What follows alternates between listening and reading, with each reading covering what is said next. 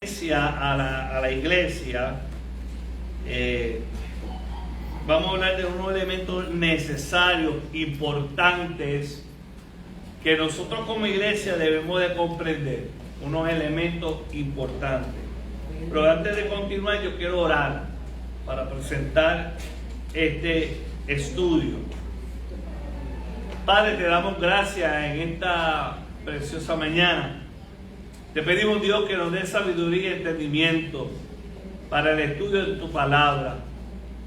Guíanos, Señor. Danos discernimiento de espíritu y sobre todo que la rema de tu palabra sea sobre nosotros. Gracias, Señor. Toma control en el nombre de Jesús. Amén. La lección de esta mañana se encuentra y nos vamos a ubicar en Efesios capítulo 4. Efesios capítulo 4, vamos a leer los versículos del 1 al 16, que ahí está centrado el estudio de esta mañana. Efesios capítulo 4, versículos del 1 al 16, dice de la siguiente manera: Yo pues, preso en el Señor, os ruego que andéis como es digno de la vocación con que fuisteis llamados, con toda humildad y mansedumbre, soportándonos con paciencia los unos a los otros en amor, solicitando y guardar la unidad del Espíritu y el vínculo de la paz, un cuerpo y un espíritu, y como fuisteis también llamados en una misma esperanza de vuestra vocación, un Señor, una fe, un bautismo, un Dios y Padre de todos, el cual os sobre todos y por todos y en todos. Pero a cada uno de nosotros fue dada la gracia conforme a la medida del don de Cristo, por lo cual dice, subiéndolo a lo alto, llevó cautiva la cautividad y dio dones a los hombres. Y eso de que subió, ¿qué es? Sino que también habéis descendido primeramente a las partes más bajas de la tierra. El que descendió es el mismo que también subió por encima de todos los cielos para llenarlo todo.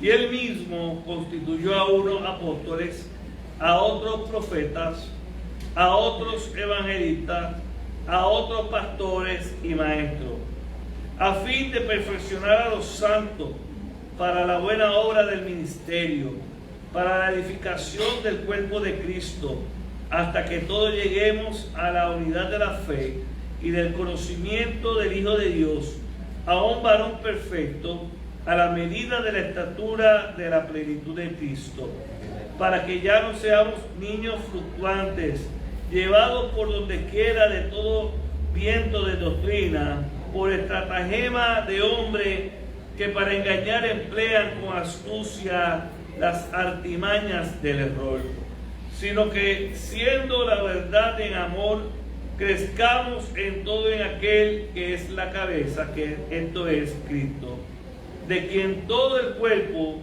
bien concertado y unido entre sí, por todas las coyunturas que se ayudan mutuamente, según la actividad propia de cada miembro, recibe su crecimiento para ir edificándose en amor.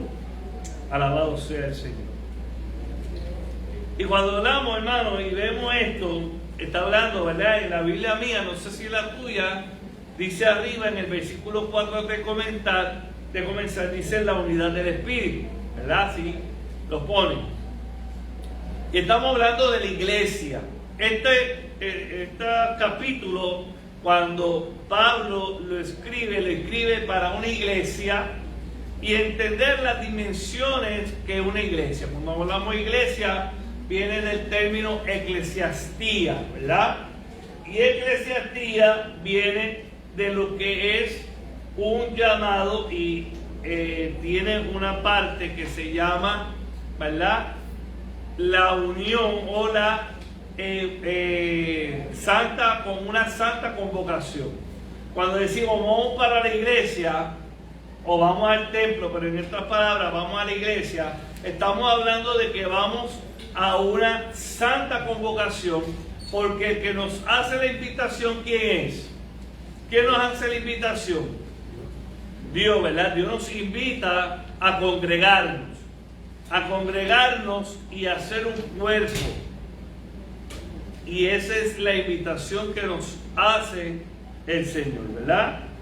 Y el escritor, que este estudio lo hizo un pastor de Puerto Rico, del otro distrito, Elvin Heredia, muy conocido, ¿verdad? Yo tengo el placer de conocerlo, el doctor Elvin Heredia, y él escribe esta lección.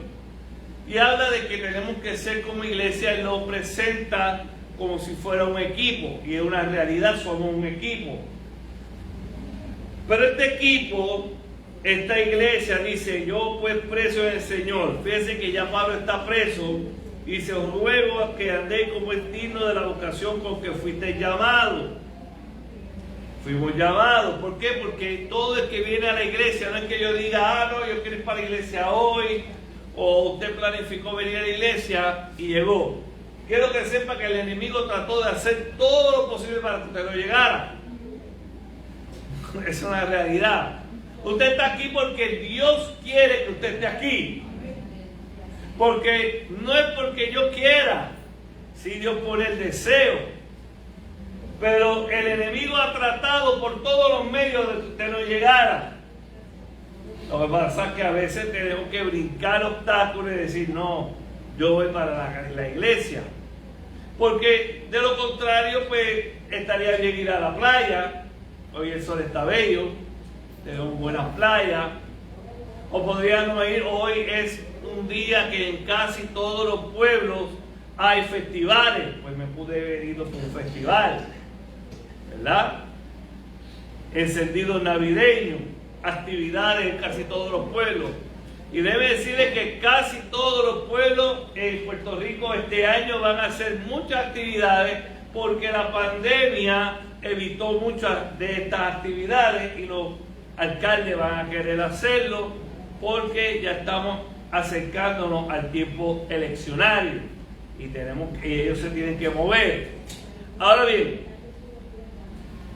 la iglesia está llamada para estar unidos en el Espíritu.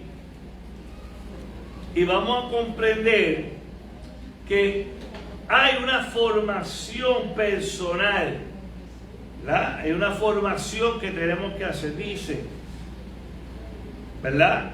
Yo ruego, preso en el Señor, ¿verdad? Que andéis como es digno de la vocación que fuisteis llamado, ya se lo hablamos, con toda humildad y mansedumbre, soportando con paciencia los unos a los otros en amor. Vamos ahora a ver que esa formación que Dios quiere que nosotros tengamos,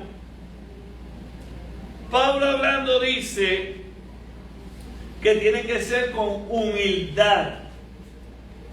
¿Qué usted entiende por la palabra humildad?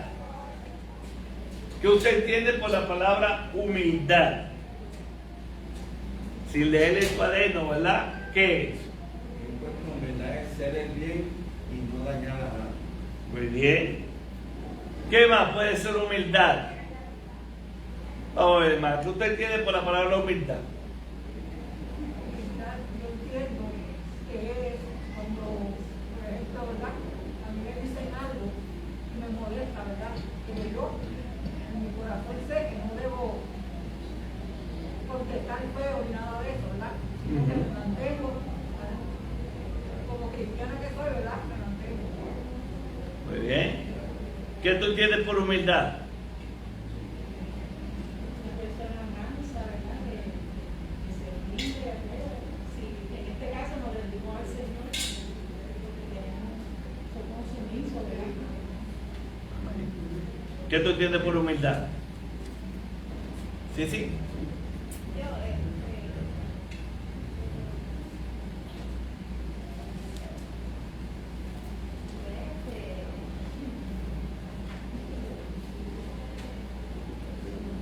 una persona que no se altera. Que no se altera. Ok. Cuando se recibe Ok, yo voy a leer la versión que pone el escritor y le voy a decir lo que para mí es humildad. Tenemos que invitar al Señor, que fue la humildad y el amor que trajo para nosotros. Muy bien. Fíjense que el diccionario, él pone el diccionario Larousse, dice que la humildad es la condición de la persona que actúa sin orgullo y sin presumir su mérito y reconocimiento y defectos y sus errores. También él pone la definición del diccionario teológico Bacon. Este diccionario yo se lo recomiendo que usted lo compre la medida que pueda. Si usted va a las asambleas, sí lo tienen siempre. Usted lo puede comprar. Ajá, ella lo vende. ¿Perdón? Aquí atrás hay uno. Acá atrás muy bien. Sí. Dice que la humildad es la actitud que nos hace semejantes a Cristo. La persona humilde es aquella que voluntariamente somete su carácter con el fin de someter las buenas relaciones con las demás. La persona humilde ata su carácter a una iniciativa de servicio, de desprendimiento y de amor. Mire, una persona humilde es una persona que tiene autoridad y poder,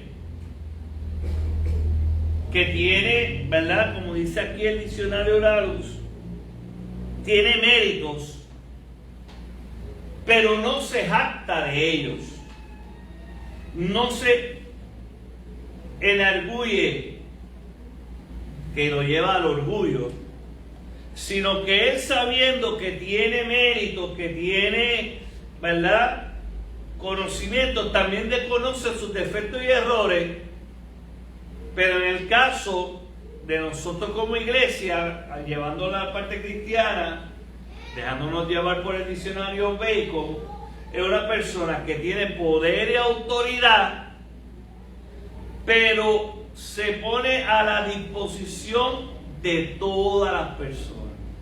Por eso cuando dice aquí el hermano que tenemos que ser como Cristo, ¿Cristo quién era? ¿Qué era Cristo? ¿Qué es Cristo? ¿Qué es Cristo? ¿Cristo es qué? Cristo es Dios. Cristo es Dios. Porque no estamos hablando de tres dioses, es un solo Dios.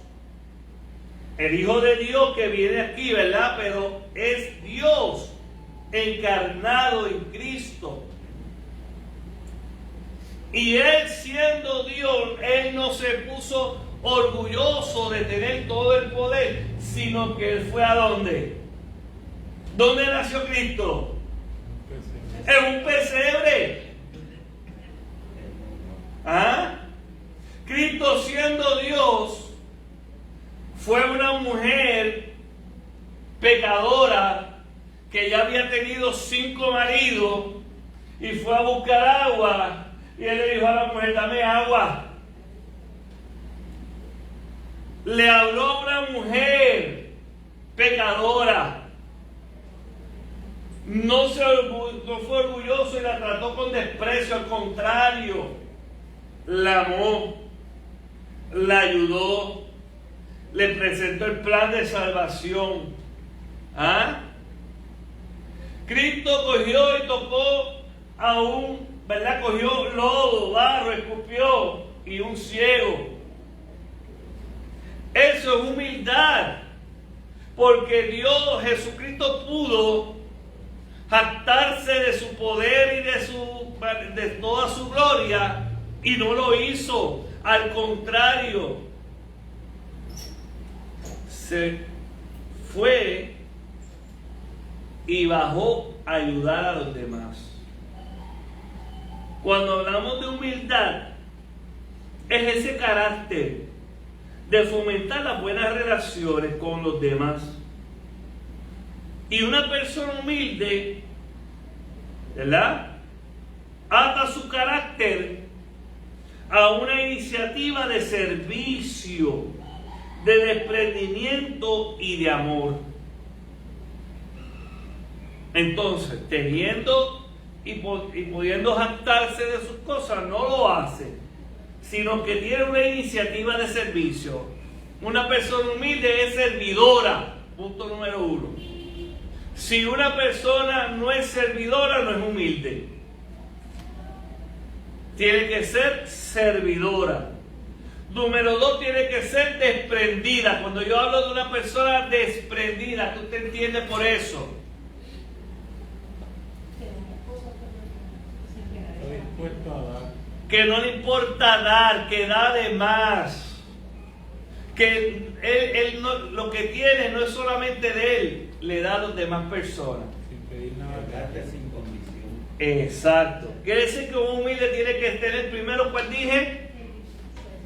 Tiene que ser una persona de servicio. Número 2, tiene que ser una persona que desprendida. Número 3, tiene que ser una persona que ame a las personas.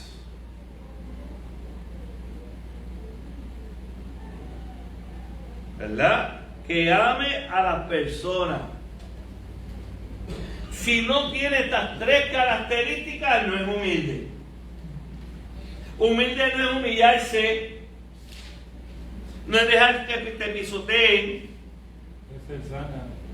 No es ser muy bien. ¿Verdad? Humilde no es eso.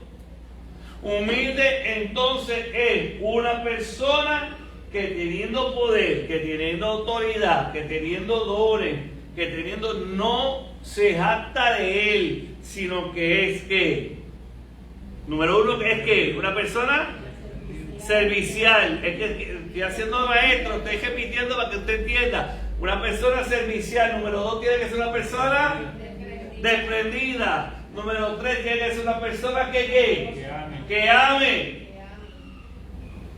Si eso lo tiene, es humilde. ¿Ve? Y Cristo hizo eso.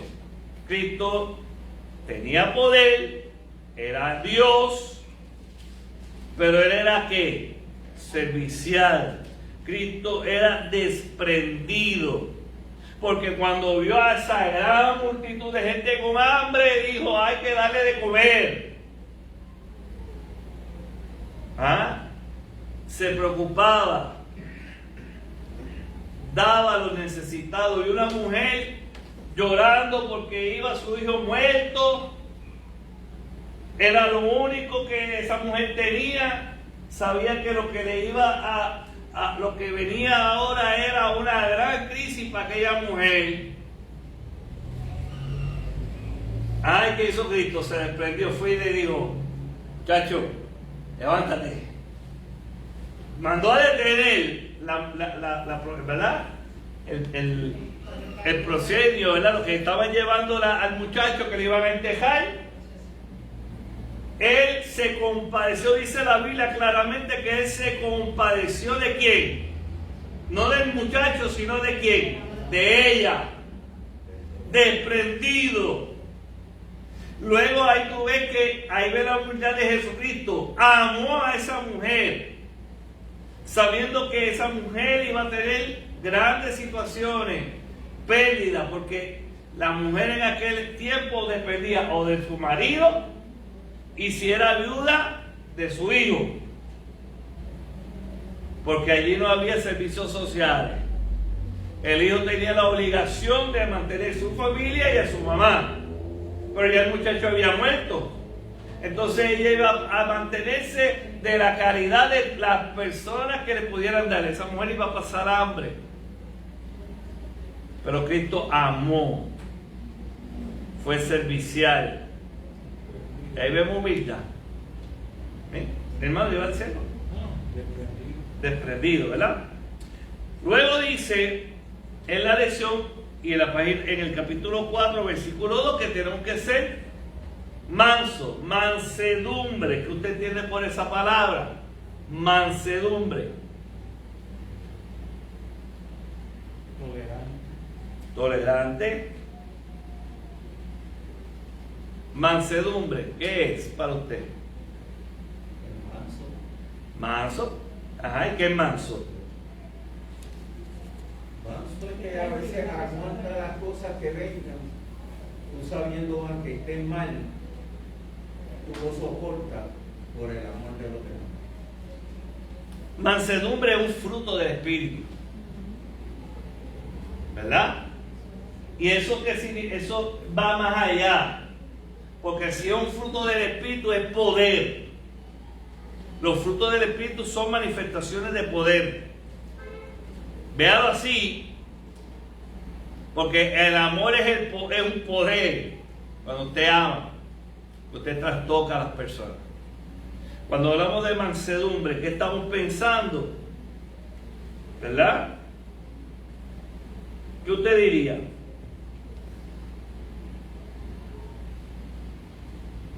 Mansedumbre es armonía, hermanos. Mansedumbre es esa paz que uno puede, cuando una persona te viene, por ejemplo, que te sale con una mala crianza, te sale con una repugnancia, te sale con cuestiones, viene agresivo, y tú en paz le dices, mira, tranquilo. ¿Ves? Yo he tenido que enfrentar momentos de gente. Yo una vez me acuerdo que yo estaba de facilitador en Yauco, y había una gran crisis en una escuela en el pueblo de Yauco, arriba, en Rubia. Cuando yo llegué, esas personas estaban alborotadas, los padres estaban alborotados porque no habían atendido, y cuando yo llegué, yo le hablé con palabras tranquilas. No me fui alterado, sino que fui en paz.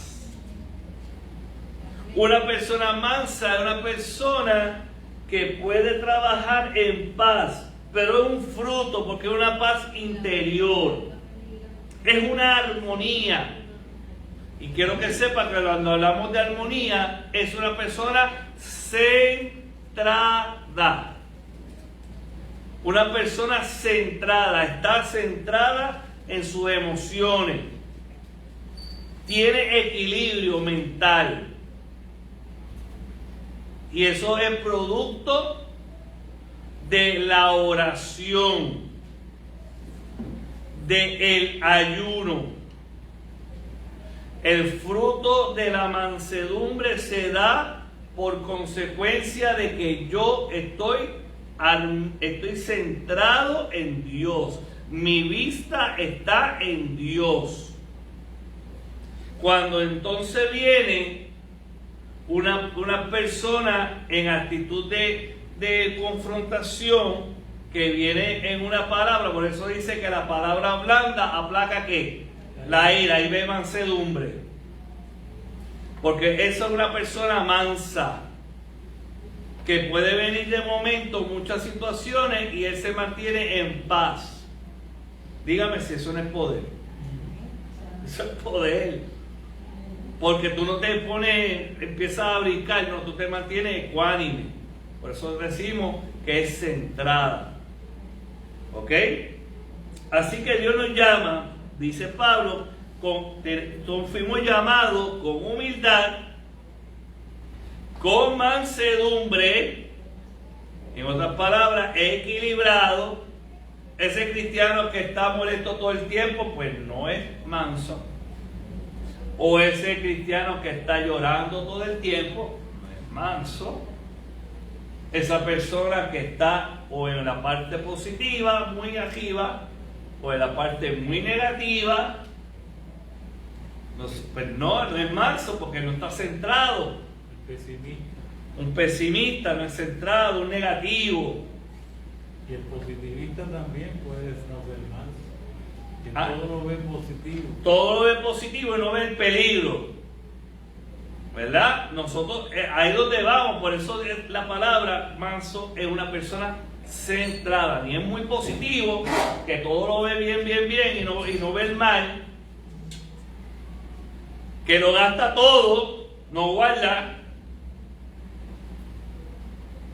Que en su finanza es un fracaso, porque quiere estar todo el tiempo disfrutando.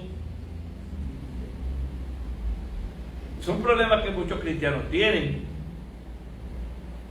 que se embrollan hasta más no poder. Para ir a la mansedumbre.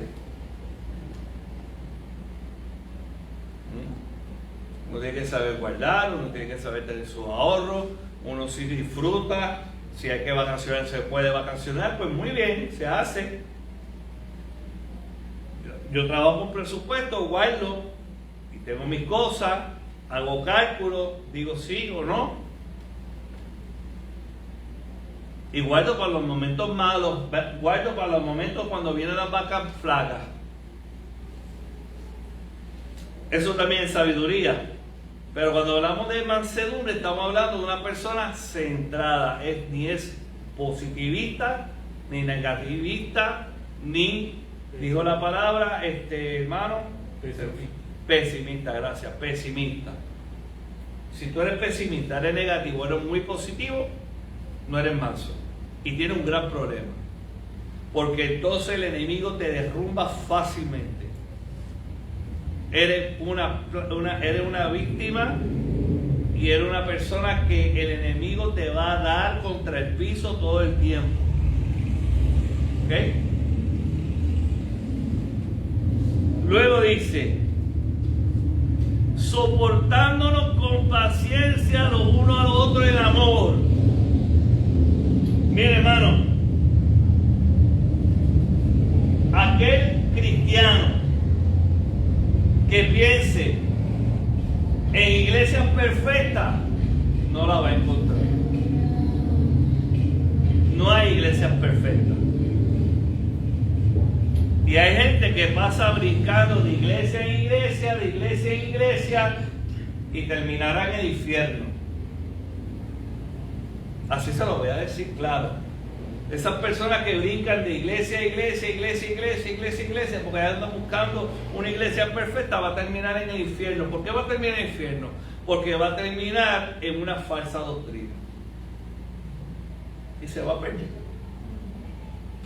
Aquí dice que tenemos que soportándonos con paciencia. Vamos a la palabra soportar. ¿Qué usted entiende por eso? Hay cosas que a usted no le va a gustar de mí. Y hay cosas que a mí no me gustan de usted. Pero si eso nos va a poner a discutir lo uno al otro. Y hay iglesias que hay hermanos que no se saludan. Hay iglesias que tienen sus corillos. Y aquel corillo no se mezcla con el otro corillo. Pues todos esos corillos van para el infierno. ¿Ah? ¿Seguro? Porque Dios no brega así.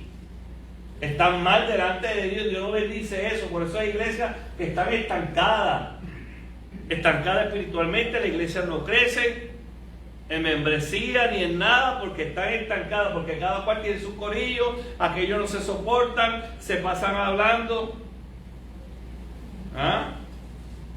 Una vez yo traté con un joven que estaba muy rebelde, no quería saber de Dios, no quería saber de esto de la iglesia, y empezamos a hablar y en la conversación me dice, mira, Cojaliza, el problema es que desde niño yo escuchaba cada vez que salieron del culto a mami hablar mal del pastor, y lo pelaba, pero mira, y era una hipócrita, porque después venía y besaba al pastor y lo ponía como el mejor pastor del mundo, pero lo hacía delante de los demás. Pero cuando íbamos de camino para casa, desde que los zapatos no le combinaban con la ropa, que aquí que para allá, y hablaba que el pastor ese mensaje todos los domingos, el mismo mensaje, todos los domingos parece que el pastor no sabe nada. ¿Qué hizo el muchacho? Dejó de ir, ¿verdad? Y así pasa, dice, soportándonos con paciencia. Ahora, cuando hablamos de paciencia, a veces hay gente que dice, ay, no pidas paciencia, porque si pides paciencia, ¿viene qué? Pues entonces está mal. El que dice eso está mal. Está mal delante de Dios. Porque si usted le tiene miedo a la paciencia, a las pruebas y a las luchas, tiene un gran problema. Tiene un gran problema. Porque la Biblia dijo David, yo no tendré temor a las malas noticias. Porque la mala noticia, y yo quiero que entienda esto, hermano, hoy, ser procesado por Dios es necesario. Y usted decir, y ahí le voy a dar una enseñanza bien importante hoy. Usted decir, no quiero prueba, pues Dios va a coger algo y va a hacer algo en ti. Dios va a examinarte y Dios va a ver cuál es el mayor temor al que tú tienes. Y te lo voy a probar por la Biblia. Dios va a ver cuál es el mayor temor que tú tienes, porque cada uno de nosotros tenemos un gran temor. Y Dios te va a pasar por ese temor. Dios te va a meter de cara a ese temor. ¿Cómo? Mire, cójase el libro de Job. Cójase el libro, es el ejemplo. ¿A qué le tenía miedo Job? ¿A qué le tenía miedo?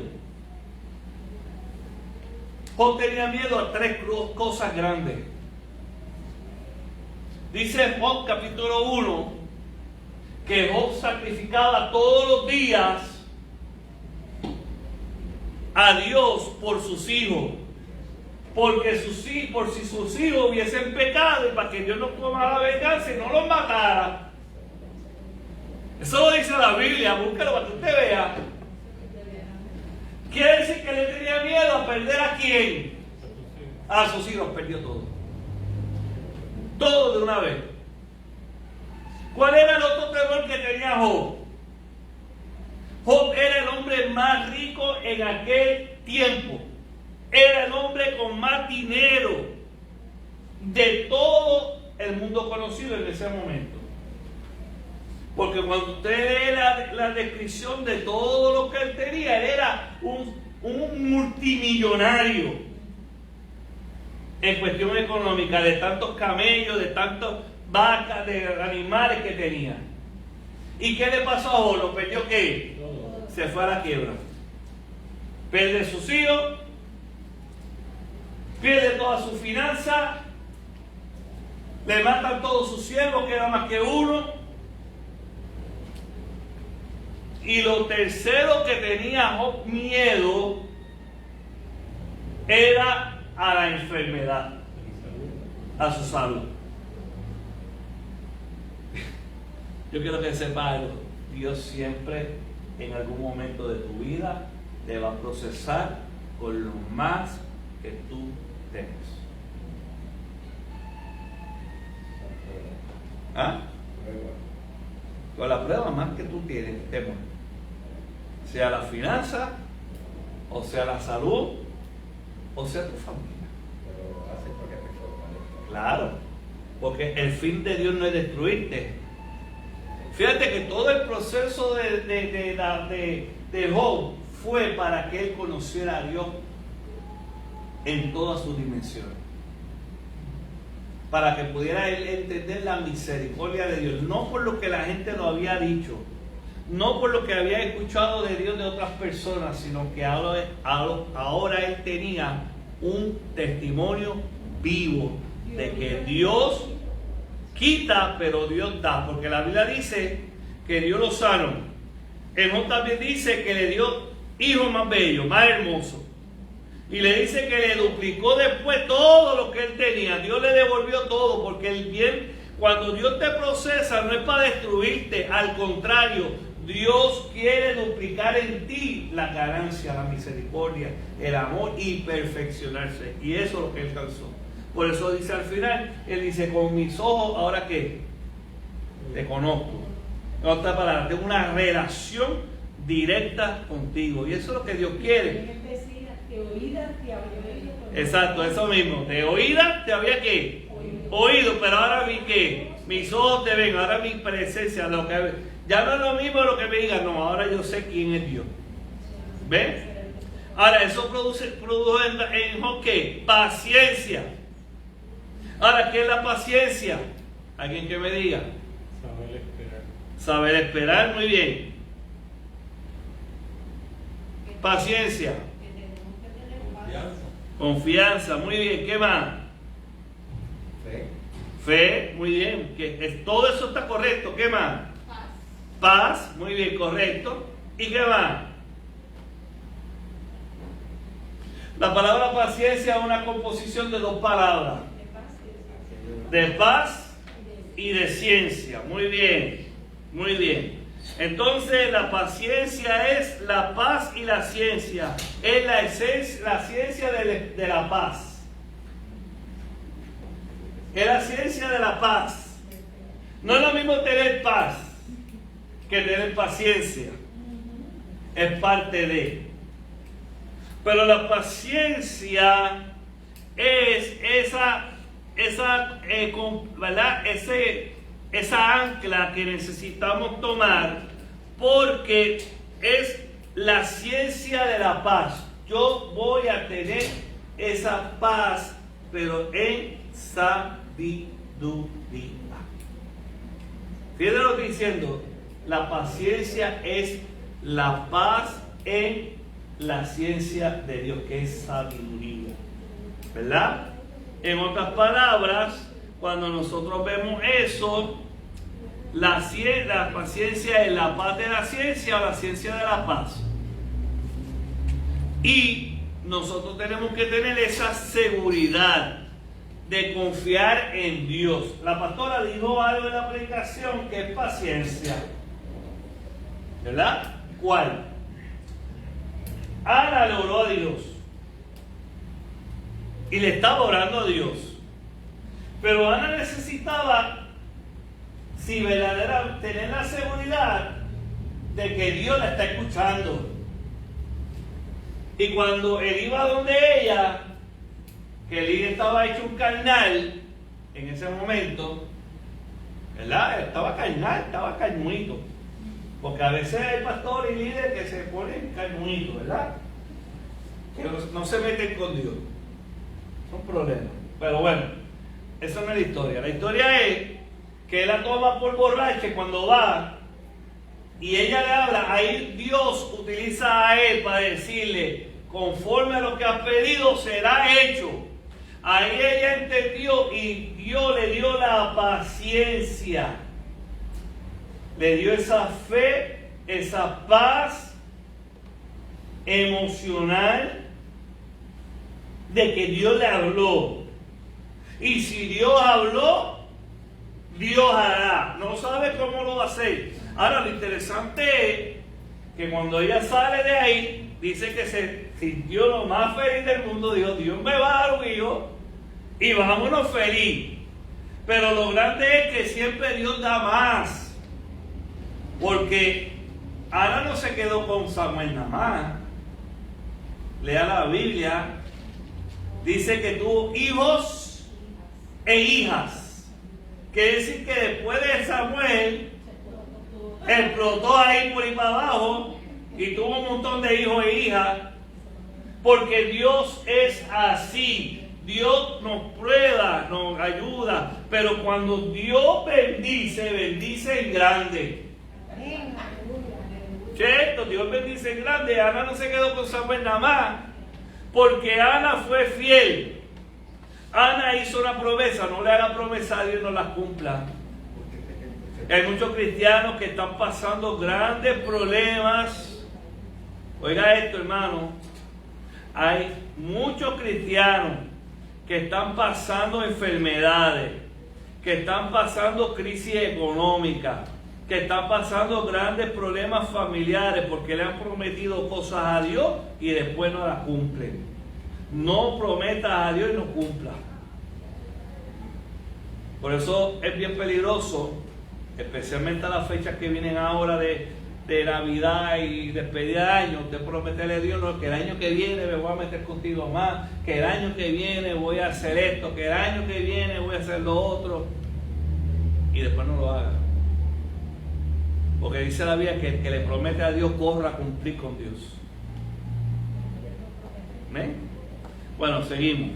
Paciencia, ¿verdad? Así que es bien importante esa paz en la ciencia de Dios, en la sabiduría. Cuando hablamos de paciencia, es la paz en la sabiduría de Dios. Dios te va a dar sabiduría, pero a la misma vez te va a dar paz en los procesos de las pruebas, de la lucha. Cuando usted habla, por eso dice, el que pida paciencia, viene la prueba, lo dice la Biblia. Y es por eso, porque en los procesos de las pruebas, Dios te va a dar la sabiduría y la paz para poder vencer, porque hemos sido llamados más que qué. Hemos sido llamados más que qué. Dice Romanos capítulo 8, hemos sido llamados más que qué. Vencedores, ¿verdad? Más que vencedores. Usted más que vencedor. Somos más que vencedores cuando en las pruebas y en las tormentas y en las luchas estamos usando la sabiduría de Dios y la paz de Dios que se convierte en paciencia. Por eso es importante las pruebas a veces. Porque eso es como, mire, un gallero, los que eran galleros, los que les gustan los gallos, no es lo mismo echar un gallo con un pollito. ¿Por qué? Porque un pollo que nunca ha peleado, las espuelas se le van rápido, pero uno que ha peleado no, porque ya el cuero está ¿qué? Duro, está probado, ha sentido ya la puñal, ya ha sido cortado, ha sanado, ya sabe lo que es. Uno que nunca le han dado un bofetón, pues no sabe lo que es eso. ¿Qué quiero decir con esto, hermano? Que nosotros, las pruebas nos ayudan porque nos pone el cuero duro, nos pone resilientes. Y esa palabra es bien importante, ser resilientes en Dios. Bueno, todo eso nos lleva a integrarnos como el cuerpo de Cristo. Y nos dice aquí que tenemos, ¿verdad? Que ser, somos, dice, y un cuerpo, ¿verdad? Solicitado de guardar la unidad del espíritu en el vínculo de la paz, un cuerpo y un espíritu, como fuiste también llamado en una misma esperanza de vuestra vocación. Fuimos llamados a eso, hermano, a ser unos, a ser unánime. Y cuando hablamos de eso, es un vínculo de paz. Aquí todos tenemos que reconocer que todos somos importantes, pero usted no fue llamado solamente para venir a sentarse en una banca. Dios lo llamó con un propósito. El problema es que la iglesia se ha convertido en un centro de, ¿cómo digo la palabra que no se oiga mal? Como venir, gracias, entretenimiento, esa es la palabra, a entretenernos. ¿Por qué? Porque la gente hoy en día está acostumbrada a una iglesia que tenga una muy buena, esas son las que se llenan, una muy buena agrupación, muy buenos cantantes, con mucho sonido. Entonces vienen los bailarines, que yo no sé de dónde sale eso, son realmente, ¿verdad? Bueno, no voy a entrar en eso, pero yo tengo mucha preocupación con eso, ¿verdad? Con esos muchachos bailando, con muchas cosas, ¿verdad? Los danzarines, todas esas cosas, cada cual piensa en lo que, ¿verdad? Lo ven como un ministerio, y así sucesivamente. Entonces usted ve que viene aquí, que viene allá, mucho cántico. ¿Cuántas veces oraron?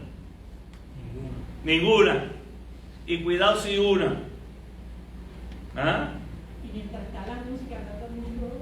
Exacto. Y después nadie alaba a Dios. No. Lo que yo quiero llevarlo es, eso está bien y todo, pero ¿dónde está el servicio? Hay iglesias que sí tienen todo eso, pero sirven a la comunidad. Ah, pues estamos bien. Porque no estamos diciendo que eso sea mal, es dónde está el servicio de la iglesia, dónde está la unidad.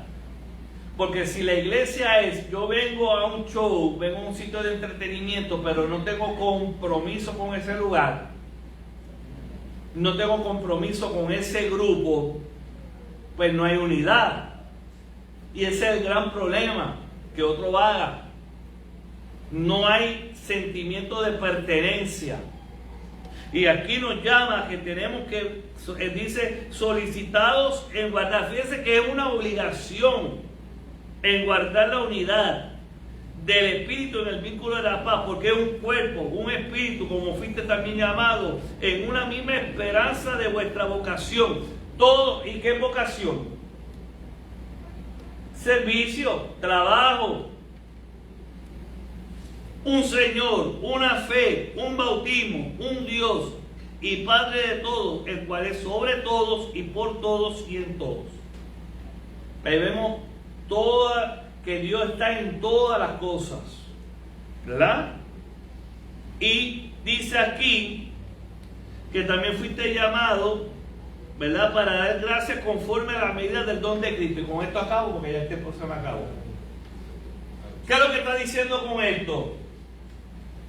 Fuiste llamado conforme a la medida del don de Cristo. Yo lo describo de esta manera. Todos somos vasos. Pero hay vasos de 7 onzas, vasos de 10 onzas y vasos de 12 onzas. Por ejemplo. Todos son importantes porque hay fiestas que vale la pena las de 7 para que no se vaya mucho el refresco. Y hay otras que de 10 y 12 pues está bien. Todas son importantes. En Dios hay gente, y la Biblia lo dice, hay gente de 30, de 60 y de 100. Pero dependiendo del nivel, porque el vaso que de 7 onzas que se llena, se llenó. Y cumplió con el propósito por lo cual fue hecho. Lo mismo el de 10, lo mismo el de 12. Por eso aquí dice, para cual a cada uno fue dada la gracia conforme a la medida del don de Cristo. En otras palabras, cada cual tiene diferentes medidas, pero procure que cada uno de nosotros, la medida que tengamos, seamos llenos. No el de 7 onzas diga, no, con 5 está bien. Entonces no está lleno completamente, te faltan 2 onzas. ¿Perdón?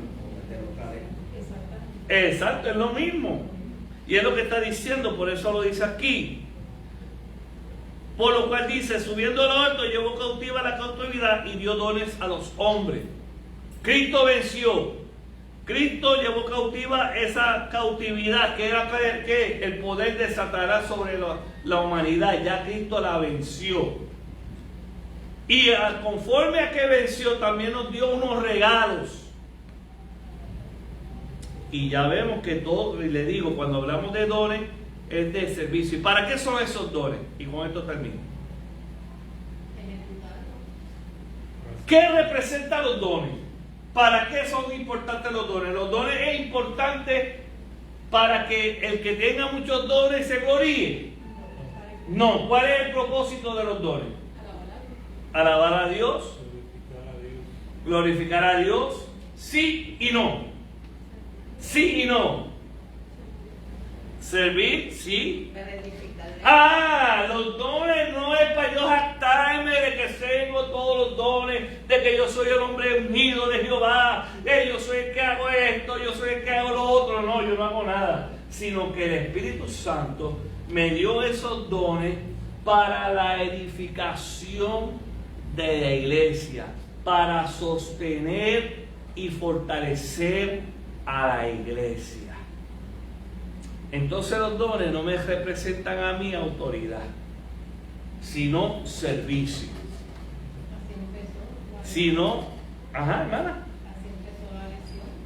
Exactamente. Y eso es importante porque los dones me llevan a ¿qué? A fortalecer a la gente, a ayudar a la iglesia, no jactándome que soy ungido de Jehová, sino que nada, soy un mero servidor de Cristo para su gloria y su honra, para edificar a la iglesia. Lo que me hace a mí crecer y lo que demuestra que Dios está en mí no son los dones. Yo quiero que entienda esto, hermano y hermana. Lo que yo puedo tener muchos dones y ser un niño en Dios. Quiero que entienda bien, yo puedo tener los 9 dones del Espíritu y ser un niño en Dios. Porque los dones no dicen cuán metido tú estás con Dios. Los dones no te definen como un hombre o una mujer de Dios. ¿Quién lo hace? ¿Qué hace determinar cuán grande o pequeño eres en Dios? No.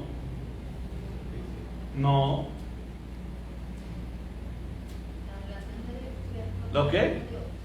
¿Lo qué? La relación, pero las relaciones llevan a qué?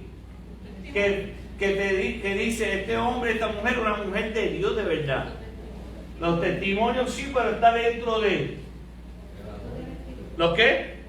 Los frutos que hay en ti del Espíritu. Por eso la Biblia dice, por sus frutos los conoceréis. Los frutos del Espíritu. Y los frutos es porque tú has cultivado, sembraste una semilla. Esa semilla se dio, creció un árbol, dio fruto. Eso dice si era un hombre o una mujer de Dios. Porque orar, el meterse con Dios, el dar un buen testimonio, en todo lo que te dijo, te lleva al fruto. Si no tienes fruto, y Cristo va y busca en ti, tienes un árbol bien bonito, porque hay gente que habla mucho. Por eso en este versículo dice al final, en el versículo 14, hermano, quiero terminar, pero como que el Espíritu me deja. Dame terminar esto. Dice, para que ya no seáis niños fluctuantes, fíjese usted, sino llevados por donde quiera de toda. Y aquí viene, esto que está diciendo aquí, hermano, es el tiempo moderno. Porque hay mucha gente que son niños fluctuantes, llevados por donde quiera de todo viento de doctrina, por estratagema de hombres para engañar, empleando con astucia las artimañas del error. ¿Ah? Y eso lo vemos hoy, hermano. Uno de las enfermedades más contagiosas que el coronavirus. Hay una enfermedad más peligrosa que el cáncer. Hay una enfermedad más peligrosa y más apestosa que está en la iglesia. Es un fuerte cáncer que la iglesia tiene. Es terrible porque hasta el vocabulario de muchos de nosotros se ha contaminado con esta enfermedad. Y se llama la doctrina de la prosperidad. La doctrina de la prosperidad es el mayor cáncer y peligro que tiene la iglesia hoy en día, porque han dejado de adorar a Dios y están invocando a Mamón, que es el Dios de las riquezas. Y es un fuerte peligro, porque nosotros ni declaramos, ni nosotros, en la otra palabra que ellos dicen es declarar, y se me fue la otra palabra, decretar. Nosotros ni declaramos ni decretamos. Cuando usted utiliza esos dos vocabularios heregéticos, son herejías que usted está diciendo, porque usted no tiene ni el poder para decretar, porque el único que decreta y el único que declara es Dios, que es el único que tiene eso. Así que tengamos cuidado, hermano. Tenemos que funcionar como un cuerpo de unidad, todos en la misma dirección. Porque si la iglesia está por un lado mirando por un lado y el pastor por otro, es como la imagen de dos bujos jalando a la misma vez y están en el mismo lugar. La iglesia tiene que caminar en Cristo junto con su pastor o pastora para el crecimiento de la iglesia. Padre, yo te doy gracias en esta mañana. Yo te doy gracias por tu pueblo, por la iglesia, por cada hermano. Bendícelo con toda bendición. Haz resplandecer su rostro sobre nosotros, Señor. Llénanos de misericordia y de paz. Líbranos, Señor, de toda persona malvada, de todo accidente y de toda enfermedad en esta semana. Y te damos gracias, Señor. y llévanos con bien hasta nuestros respectivos hogares, con la bendición del Padre, la del Hijo y la del Espíritu Santo. Y el pueblo de Dios dice, Dios les bendiga, hermanos, que tengan un excelente día.